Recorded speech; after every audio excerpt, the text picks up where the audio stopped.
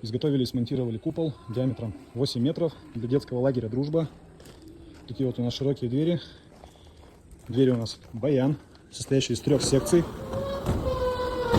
Катаются они у нас по рельсе из нержавеющей стали 30 на 30. По центру у нас уплотнитель, следовательно, никакая вода, влага не попадет. Вверху у нас также ПВХ уплотнитель и по периметру. Понизу установлен у нас щеточный уплотнитель.